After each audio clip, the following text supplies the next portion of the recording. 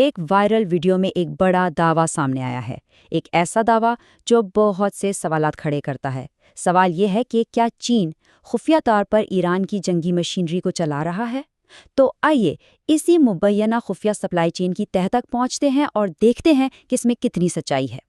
اچھا، تو کہانی شروع ہوتی ہے ایک بہت ہی بنیادی سوال سے۔ یوٹیوب چینل سولجر سپیکس نے یہی سوال اٹھایا ہے کہ آخر اتنی مسلسل بمباری کے بیچ ایران کے پاس اپنے میزائل حملے جاری رکھنے کی صلاحیت کہاں سے رہی ہے؟ یہ ایک بہت بڑا معمہ ہے نا؟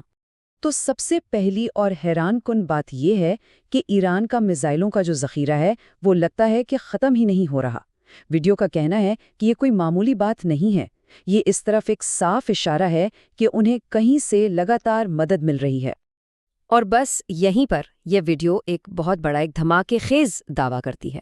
وہ کہتے ہیں کہ ایران کے ان نہ رکنے والے حملوں کے پیچھے اصل میں چین کا ہاتھ ہے، ایک ایسی خفیہ سپلائی چین کا جس کے بارے میں کسی کو کانوں کان خبر نہیں۔ تو سوال یہ پیدا ہوتا ہے کہ یہ مبینہ لائف لائن آخر ہے کیا چیز؟ چلیے ذرا اس کی تفصیل میں جاتے ہیں اور دیکھتے ہیں کہ یہ الزام کس بنیاد پر لگایا جا رہا ہے۔ ویڈیو کے مطابق اس پوری خفیہ سپلائی کی بنیاد ایک خاص کیمیکل پر ہے، اس کا نام ہے سوڈیم پرکلوریٹ۔ اب یہ اتنا اہم کیوں ہے؟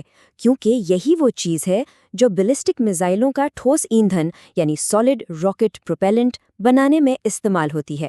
اور بات صرف سپلائی کی نہیں ہے، ویڈیو میں ماہرین کا حوالہ دے کر بتایا گیا ہے کہ یہ جو مقدار بھیجی جا رہی ہے وہ کوئی تھوڑی بہت نہیں ہے، اتنی زیادہ ہے کہ اس سے کئی 100 نئے میزائل بنائے جا سکتے ہیں۔ سوچئے ذرا۔ لیکن دیکھیں، یہ صرف ایک ہوائی دعویٰ نہیں ہے، یہ ویڈیو اس سے آگے جاتی ہے اور ایک پورا روٹ، ایک لاجسٹک ٹریل سامنے رکھتی ہے جسے وہ اپنے دعوے کا ثبوت بتاتی ہے۔ وہ ایک خاص سمندری راستے کی بات کرتے ہیں، کہتے ہیں کہ چین کی زوہائی بندرگاہ سے یہ سامان نکلتا ہے، آبنائے ہرمز سے گزرتا ہے اور سیدھا ایران کی بندر عباس پورٹ پر پہنچتا ہے۔ اور یہ کام کون کر رہا ہے؟ مبینہ طور پر وہی ایرانی جہاز جن پر پہلے سے پابندیاں لگی ہوئی ہیں۔ اور یہ سب ہوتا کیسے ہے؟ بہت چالاکی سے۔ دعویٰ یہ ہے کہ یہ جہاز پکڑے جانے سے بچنے کے لیے اپنے ٹریکرز بند کر دیتے ہیں، اپنی منزل کہیں اور کی بتاتے ہیں، اور اس سارے سامان کو کمرشل کارگو یعنی تجارتی سامان ظاہر کیا جاتا ہے تاکہ کسی کو شک نہ ہو۔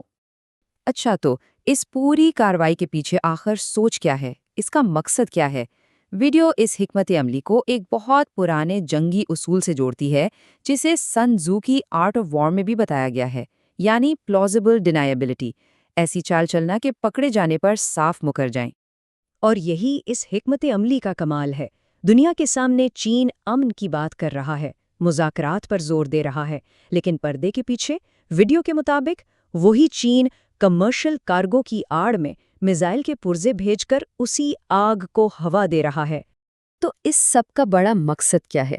ویڈیو کا تجزیہ کہتا ہے کہ اصل کھیل امریکہ کو مصروف رکھنے کا ہے، اسے ایک ایسے تنازع میں الجھا دو جہاں وہ براہ راست چین سے نہ لڑ سکے لیکن اس کے وسائل خرچ ہوتے رہیں۔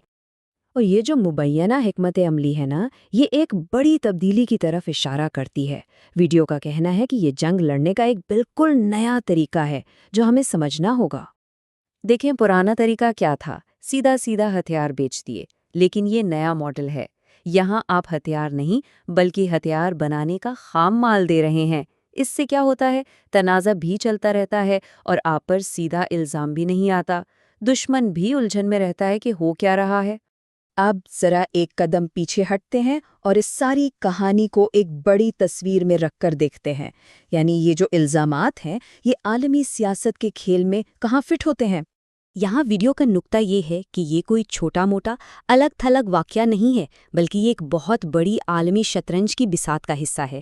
یہ گریٹ پاور رائیولری یعنی بڑی طاقتوں کی دشمنی کا ایک نیا محراج ہے، اور اس میں وہی پیٹرن نظر آتا ہے جو ہمیں روس یوکرین جنگ میں بھی دکھا، جہاں جنگ صرف میدان میں نہیں بلکہ معیشت اور سپلائی چینز کے ذریعے بھی لڑی جا رہی ہے۔ اور آخر میں یہ ویڈیو ہمیں ایک بہت ہی اہم اور سوچنے پر مجبور کرنے والے سوال کے ساتھ چھوڑ جاتی ہے۔